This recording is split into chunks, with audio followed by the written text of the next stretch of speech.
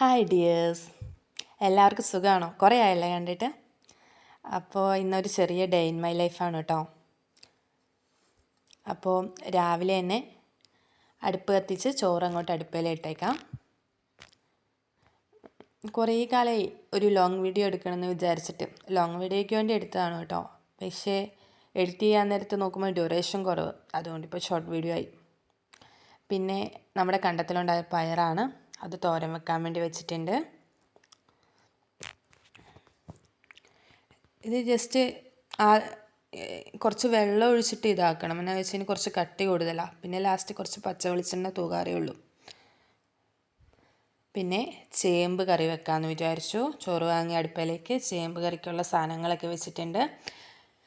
ഇനി ഇതിൻ്റെ അകത്ത് ജസ്റ്റ് മഞ്ഞൾപ്പൊടി, ഉപ്പും കുറച്ച് തക്കാളിയും സവോളയും ചേമ്പും മാത്രമേ ഇട്ടിട്ടുള്ളൂ, കുറച്ച് കറിവേപ്പിലയും. ഇനി ഇതിന് വേണ്ട അരപ്പിൽ കുറച്ച് തേങ്ങയും മഞ്ഞൾപ്പൊടിയും കുറച്ച് ചെറുജീരകവും ഇട്ടിട്ട് അരച്ചെടുത്തതാണ്. ഇതും കൂടെ ഇതിലേക്ക് ഇട്ടിട്ടുണ്ട്. ഇത് നല്ല വെന്ത് കഴിയുമ്പോഴത്തേക്കും കറിക്ക് നല്ല കൊഴുപ്പ് കിട്ടാൻ വേണ്ടി കുറച്ച് ചേമ്പിൻ്റെ കഷ്ണങ്ങൾ ഉടയ്ക്കണം കേട്ടോ. അപ്പം കറിക്ക് നല്ല കൊഴുപ്പും കിട്ടും. ലാസ്റ്റത്തെ മിനുക്ക് പണിയെന്ന് വെച്ചാൽ കുറച്ച് ചെറിയുള്ളിയൊക്കെ ഇട്ടിട്ട് ചെറിയുള്ളിയും കറിവേപ്പിലയൊക്കെ ഇട്ടിട്ട് ഒന്ന് കടുക് പൊട്ടിച്ചാൽ മതി. കുറച്ച് ഉണക്കമീൻ വറുക്കാനുണ്ട്. ഈ ഉണക്കമീൻ ചില നാട്ടിലൊക്കെ എന്താ കറിവേടുന്നോ അങ്ങനെ എന്താണല്ലോ പറയുന്നത്. ഞാൻ അഹാന കൃഷ്ണയുടെ ഒരു ഷോട്ട് കണ്ടപ്പോൾ ഇല്ലേ, അതിൻ്റെ അകത്ത് കരിവേട് കറിക്ക് ഭയങ്കര ടേസ്റ്റാണ്, എനിക്ക് കരിവേട് ഭയങ്കര ഇഷ്ടമാണെന്നൊക്കെ പറയുന്നത് കേട്ടിട്ടുണ്ട്. അപ്പോൾ ഞാൻ വിചാരിച്ചു ഇത് എന്തിപ്പോൾ കരിവേടെന്ന്. അപ്പോൾ നോക്കുമ്പോൾ നമ്മുടെ ഉണക്കമീനാണ് അവർ കരിവേടെന്ന് പറയാം. ഈ ഉണക്കമീൻ്റെ അയലത്തോലും വരില്ല കേട്ടോ, പച്ചമീനും.